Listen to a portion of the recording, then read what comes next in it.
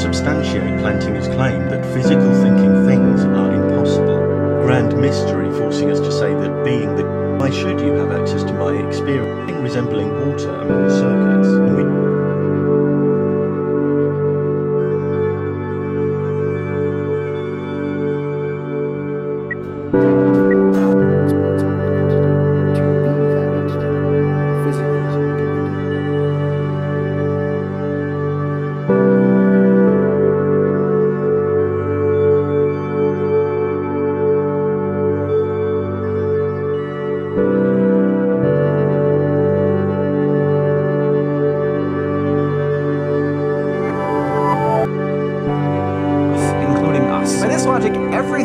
me and you that makes us wonder how count many argue is what are known as qualia, instances of subjective and sees color that Mary learns from the mind, physical state. So by this thing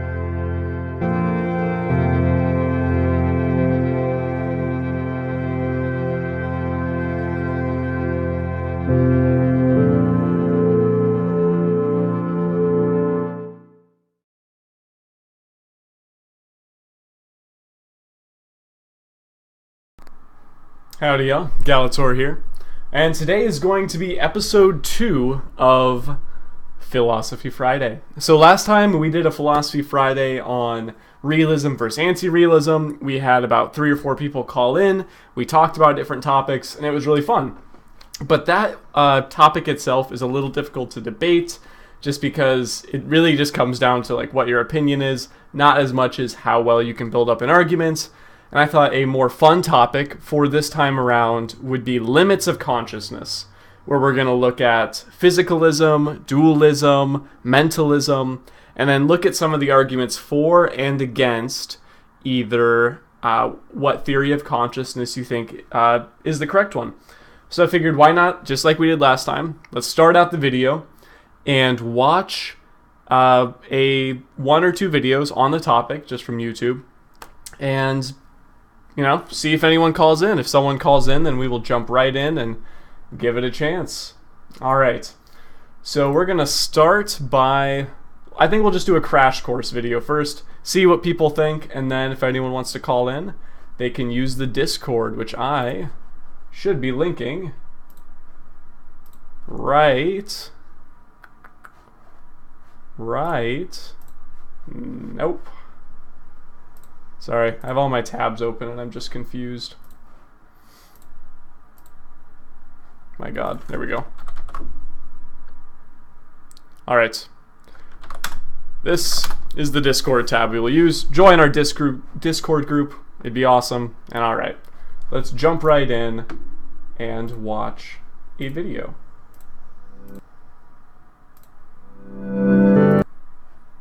Messed up on that one.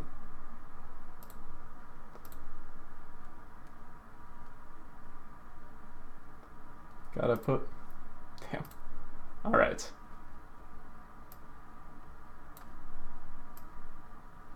There we go.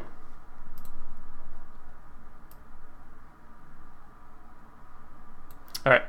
Now let's watch a video. Crash Course Philosophy is brought to you by Squarespace. Squarespace. Share your passion with the world. On September 13th, 1848, a freak accident caused an explosion that drove an iron rod straight into the skull of a worker named Phineas Gage. A metal rod almost as tall as he was went through his skull, and he didn't die. But the Phineas from before the accident and the one who lived after it didn't seem to have a lot in common personality-wise. The Phineas with no hole in his brain was a proper, hard-working gentleman, and the Phineas with the injured brain was... sort of a belligerent jerk. Phineas's brain was changed and his personality changed too. This misfortune has provided lots of fodder for researchers of psychology and neurology, but the case of Phineas Gage holds lessons for philosophers too. It provides us with some rare hard evidence that a part of us that's historically been thought of as non-physical, our personality, is actually directly affected by what happens to us physically. Which raises the question, where does our mind reside?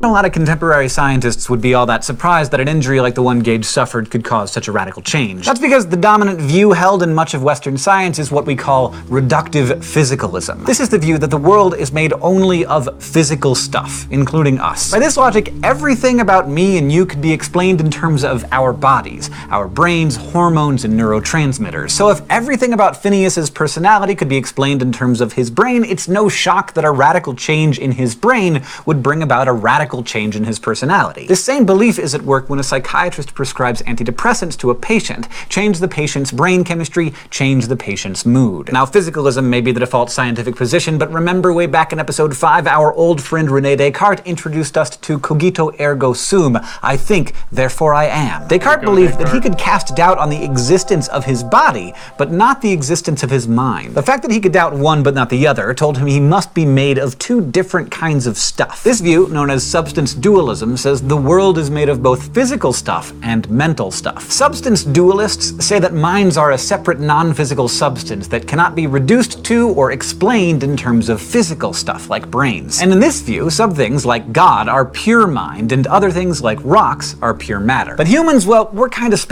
Alright, so a really interesting topic I want to raise later when we have a few more viewers and we finish this video is whether or not you think AI could ever become conscious if you're a substance dualist. So if you think mind and physical things are separate, can you then have conscious artificial intelligence?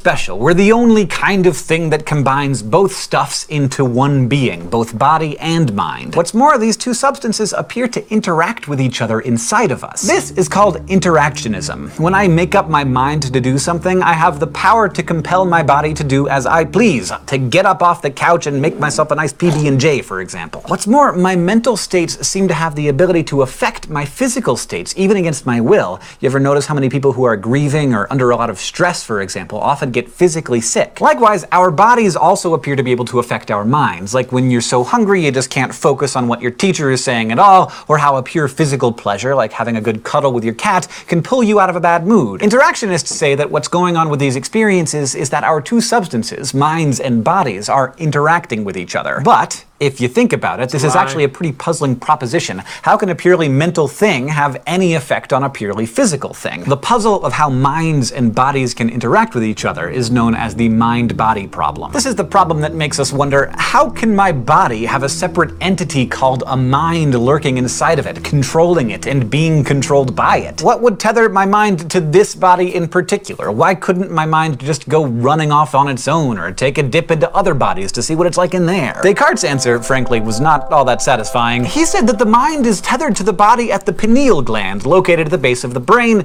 and that all mind-body interactions are filtered through that portal, if you will, between the mind and the body. But that really only pushes the problem back without solving it, since the pineal gland is part of the physical body. Many modern philosophers of mind, seeing no way to solve the mind-body problem, have felt compelled to abandon substance dualism altogether. Some are happy to be physicalists, but others are convinced that there are some parts of the human experience that simply can't be boiled down to brains. To see what they think is being left out, let's head over to the thought bubble for some flash philosophy. Contemporary Australian philosopher Frank Jackson presents us with the thought experiment of Mary, a woman who has spent her entire life in a black and white room, learning everything via a black and white television. While locked in this room, Mary becomes a neurophysicist specializing in the science of color. She learns everything there is to know about light, optics, the physics of color, and how it affects our sensory organs, but she has never seen it for herself. So here's the question. When Mary finally walks out of the room and sees color for the first time, has Mary learned something new? Jackson devised this thought experiment as an argument against reductive physicalism. Because, Jackson says, the qualitative experience of seeing a color, say red, isn't the same as knowing facts about red. If everything could be explained in terms of the physical, then when Mary finally saw red, it wouldn't have contributed to her understanding at all. It wouldn't have told her anything that she didn't already know. Thanks, Thought Bubble. What's missing from a physicalist account, many argue, is what are known as qualia,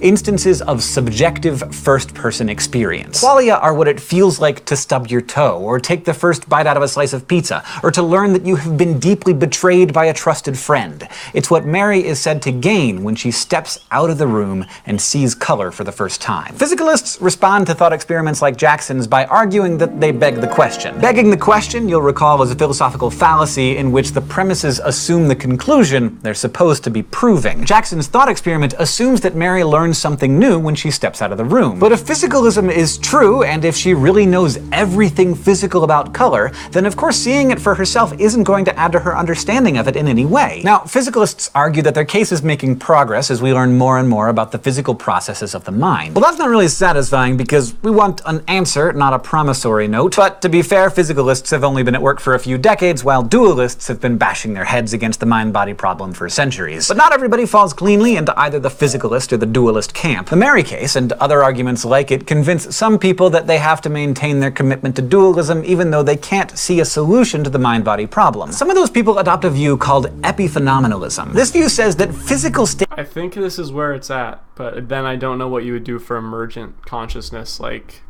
AI.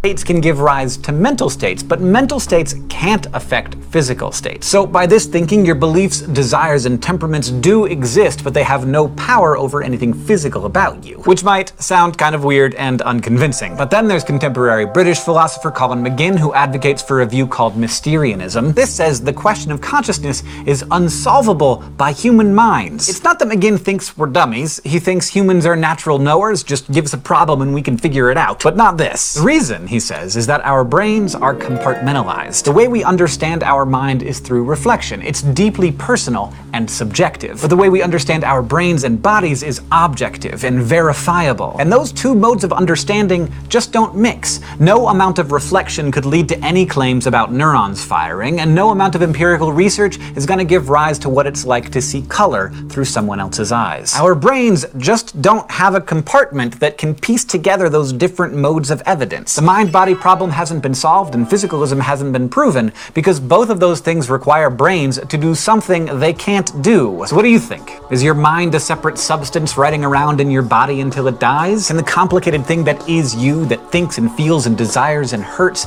be reduced to a purely physical thing? Did Mary learn something new? Is it possible to know? Well, that is up to your mind to figure out. Today we talked about theories of where the mind resides. We learned about reductive physicalism, substance dualism, and Mysterianism. And next time, we're gonna think about these issues some more with the help of some of my favorite kinds of potential persons, robots. This episode of Crash Course Philosophy is made possible by... Alright, so now we have basic definitions for what the different kinds of consciousness theories are. You can either be a hardcore reduction physicalist, where you think everything boils down to neurons firing, it's all the same stuff, consciousness is not some goofy, mystical thing. You can be a dualist, where you think that they're substance dualist, where you think that there are mental things, like mental stuffs and physical stuffs, and they either do interact with one another, and that's kind of like the classical Western view, or they don't interact with one another, and that's Epiphenomenalism. So just as a side note, if you are interested, that's the Discord. But okay, so we know that you can be one or the other things. You can be a property dualist or a substance dualist. And he didn't really talk about these, and I'm kind of cheating because I'm going to be looking at some of my notes. But one is you can be a property dualist, so that consciousness is a metaphysical property of the brain. I don't know, that actually doesn't sound convincing to me. I don't actually even understand that one. I think instead, if you're going to be a dualist, you'd have to be a substance dualist and think that there's mental stuff and physical stuff. Because I think if you're any other sort of thing, like you're explaining consciousness using like representational theory, where all consciousness is it's just our mental faculties doing the job of creating representations of what we're experiencing. And that process of actually doing that mental representation, that is what we are subjectively experiencing as consciousness.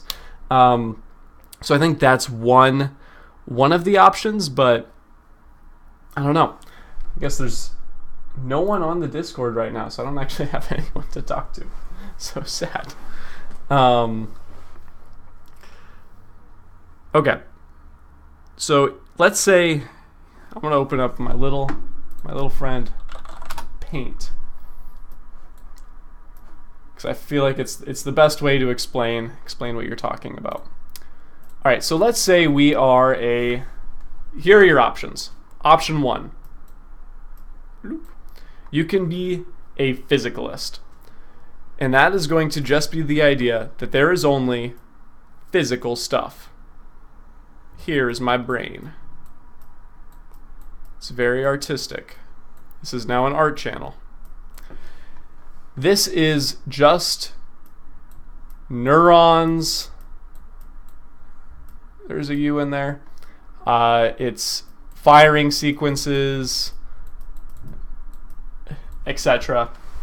And this thing we call consciousness, some people like to use the term consciousness is then an illusion. We like to think it's like this very personal, subjective thing, but in reality, it is just something that happens because of neurons firing.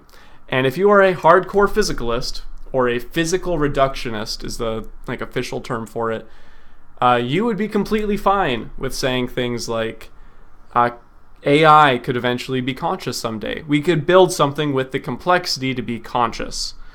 So that's option 1. And we're going to just call that, I'm just going to call it physicalism for now.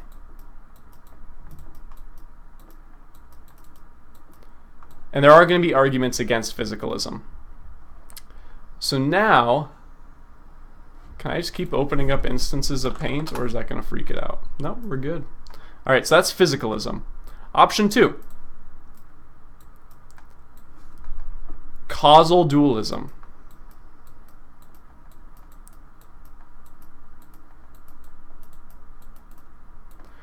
So in this theory,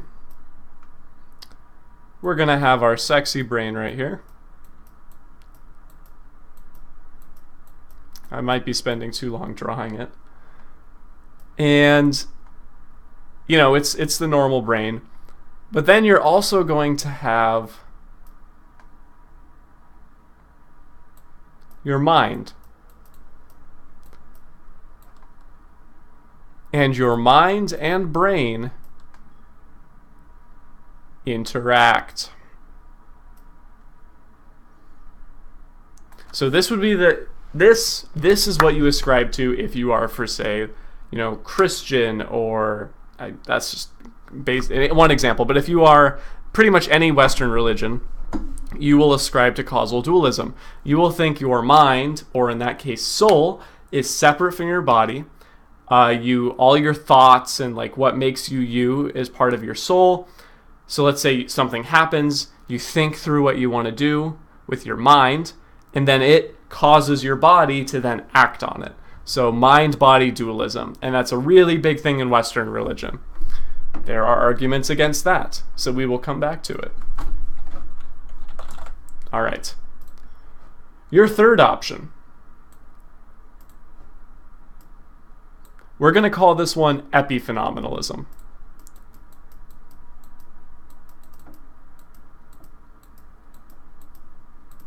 All right, maybe you don't have to write the whole word out. And again, if you're just jumping into the stream, jump into the Discord. We accept callers and debaters. But all right, so we have had physicalism, causal dualism, and now we have epiphenomenalism. So epiphenomenalism is, let's say you have action 1, physical action 1. Physical action 1 is you saw a snake. Action 2, you undergo fight or flight instinct. So your autonomous nervous system has a reaction. There's also some brain processes that go on that, weigh into this. And then for 3, you run away. This is all physical. There was no conscious experience of this occurring. Now, I'm going to draw what's going on in your mind. When you saw the snake, you had a subjective, you have qualia of that experience. 1. When that fight or flight thing was going on, you experienced fear, like actual fear. And then when you ran away, you made the decision, I am going to flee the snake. What caused all of these thought processes? Each physical action. So every physical action that you undergo, anything that happens to you, your brain makes a process, your body reacts automatically to something, those each somehow give rise to a mental state, but those mental states don't influence each other and they don't influence mental actions. So while this may happen, you'll probably have the thought process of number 2 or the thought process of number 3, but your thought processes aren't why you're moving from 1, 2 to 3.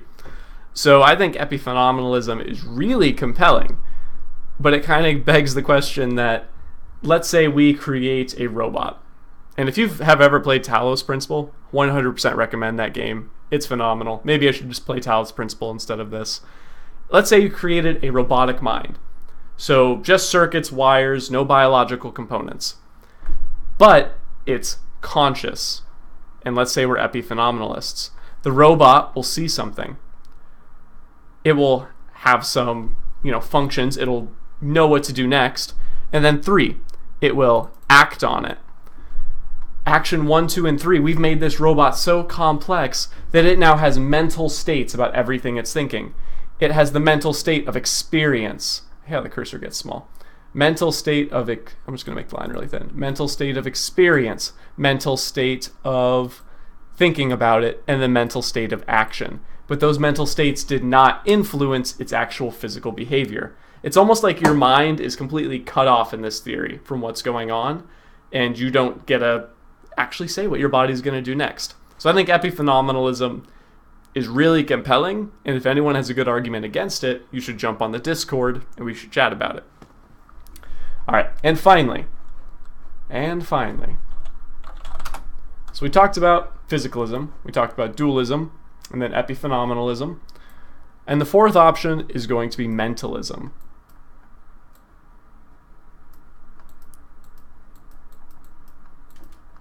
All right, so just like back in physicalism,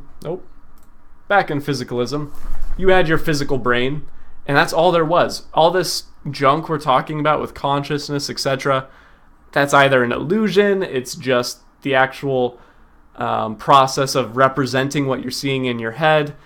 It's nothing special. There's no extra step. If you're a physicalist, anything could be conscious if you really wanted to get to that point. Mentalist. What do we use for mental stuff? Blue? All that exists is the mind. You are a brain in a vat. In this case, I'm just kidding. Actually, this is way more extreme. This is just like you are a detached soul. You are in a separate mind. You are a monad. There's a philosopher named Leibniz. He liked to use this idea of monads, where the world was just made up of these little mental things, and they all interacted with one another, and that's what reality actually is. And then the idea that we have physical stuff, that's an illusion. That's not actually real. So a lot of Eastern philosophies would fall under mentalism, like Buddhism, especially. If you're a mentalist, this is more just like your opinion. This ascribes to your worldview or your religion. It's kind of compelling because you don't have to worry about the mind-body problem, how your mind and body interact. But you can't really make a strong argument for mentalism. It's just kind of, if you are one, good for you, man. Physicalism has arguments against it. Causal dualism, this is the mind-body problem. I mean, philosophers have been dealing with this for centuries. And finally, yes, soup noodles. Mentalism is idealism. So they would actually be the same thing in this when we're talking about consciousness. I don't think there's actually, I will see real quick, because YouTube's a beautiful place, arguments against idealism, mentalism.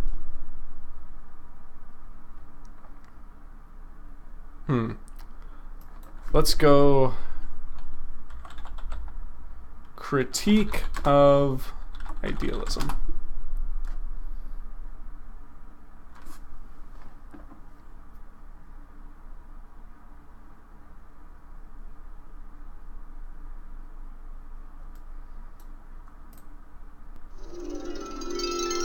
Let me see real quick if I actually have an argument against idealism in here.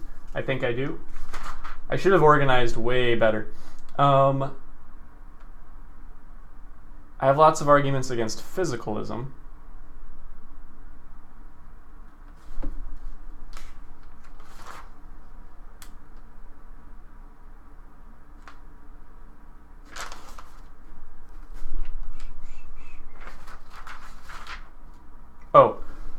There's also like this theory called, I didn't put it up here, it's called panpsychism. This would also fall under a few Eastern philosophies. This is just the idea that absolutely everything is conscious. Like a rock is conscious, a piece of wood is conscious. I actually don't know what to do with that one. I don't have a good argument for or against it. It doesn't sit well with me, so I'm going to ignore it.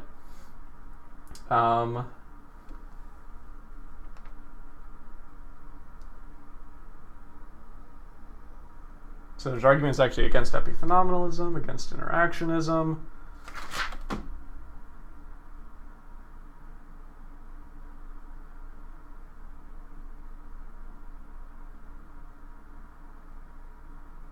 All right. I actually cannot think of a good argument against idealism other than it doesn't fit your fancy. Just because idealism is convenient in the fact that it does solve a lot of problems. If all you have is mental stuff, and everything else is just a mental construct or an ideal construct, you don't have to explain how the physical and the ideal work together. So that's convenient. But what I can do is I can tear apart a few things. Because I feel like most people are physicalists. At least most like scientific kind of people. Soup Noodles, are you physicalist, mentalist? I'm just curious. Feel free to say it in chat. I won't tear you apart. I just want to hear what people are. But let's say you are a physicalist. So what are your arguments? Well, one big argument would be the example of Mary the color scientist. Actually, almost all these critiques are like counterexamples. It's like in ethics, when instead of like actually attacking someone's theory, they just go, well, according to your theory, let's play a thought experiment. And then at the end, the person's like, oh, garbage. Okay, so Mary the color scientist. Mary the color scientist has lived her entire life in this lab. This lab is only made of white, black, and gray things. There are just bright white lights in the lab. She has never seen the color red.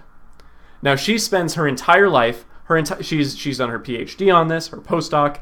She spent her entire life since childhood studying color. She knows every possible scientific, physical fact about the color red. She understands its wavelength. She even maybe understands like particle wave duality, everything you can know about color.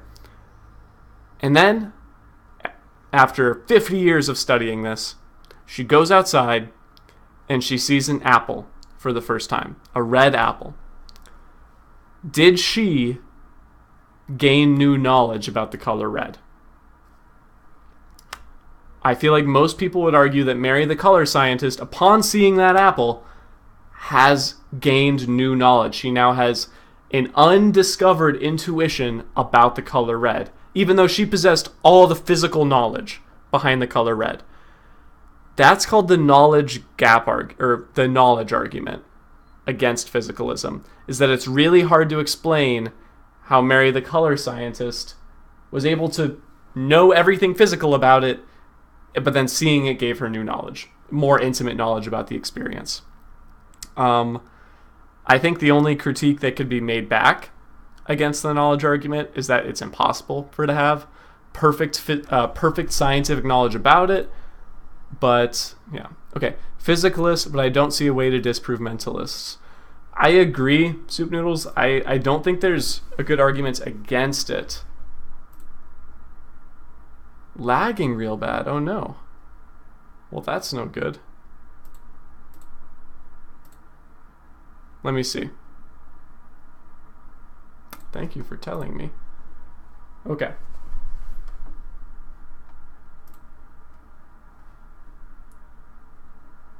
How are we doing on stream health now?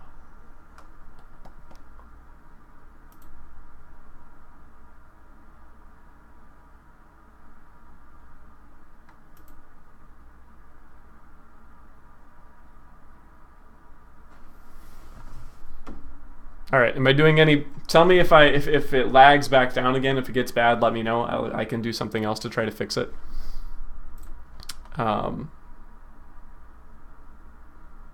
Yeah, let me know.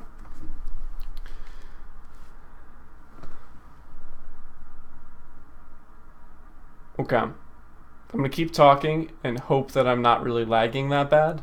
But if I am, fuck. Alright, yeah, no, I don't think there's a good argument against mentalism. But you're a physicalist.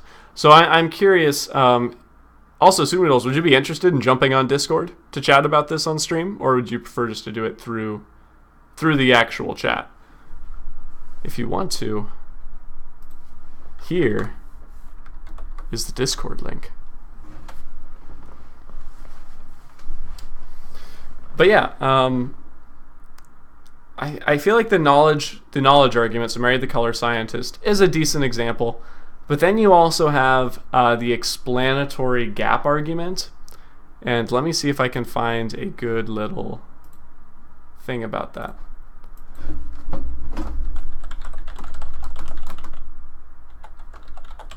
All right. Explanatory gap. Well, 6 minutes. That seems like a lot, but we'll jump in and should do it.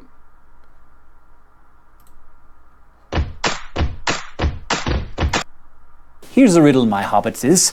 Whoa. The explanatory gap is a term introduced by philosopher Joseph Levine for the difficulty that physicalist theories of mind have in explaining how physical properties give rise to the way things feel when they are experienced. In the 1983 paper in which he first used the term, he used as an example the sentence, "Pain is the firing of C fibers," pointing out that while it might be valid in a physiological sense, it does not help us to understand how pain feels. The explanatory gap. All right, that was awful. But yeah, so one, you have the knowledge argument, that you gain knowledge by having subjective experience about something. We'd say that's qualia, and qualia is a form of knowledge.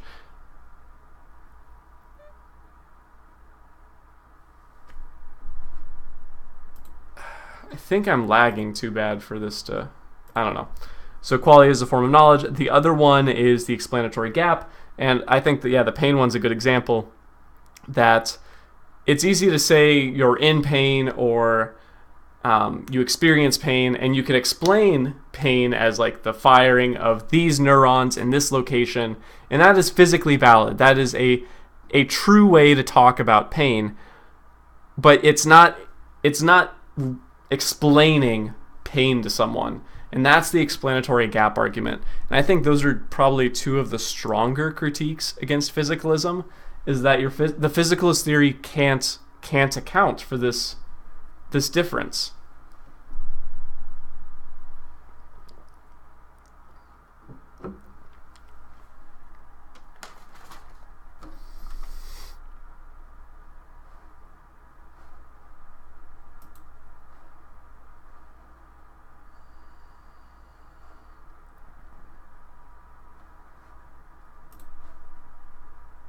Oh, 1 second.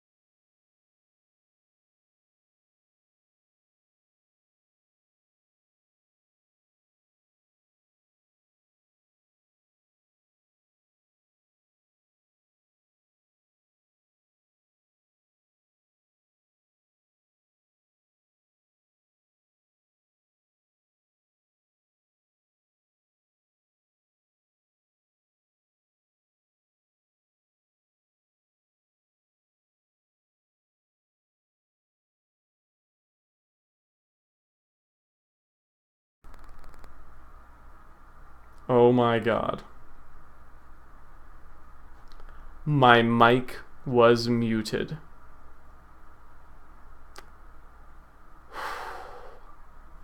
Wow.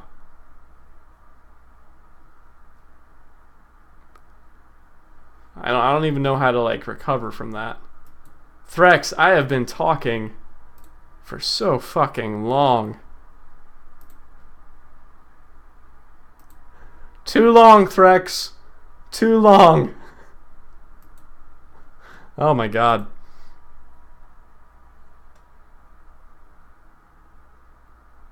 Damn. I'm almost tempted to stop streaming just because. I was wondering, like, I'd have people like jump in and then they jump out. And usually, or last time we did Philosophy Friday, I actually had a decent number of people jump on Discord. They would debate whatever I was saying. And this time people were jumping off, and it's because I fucking muted my mic. Holy shit.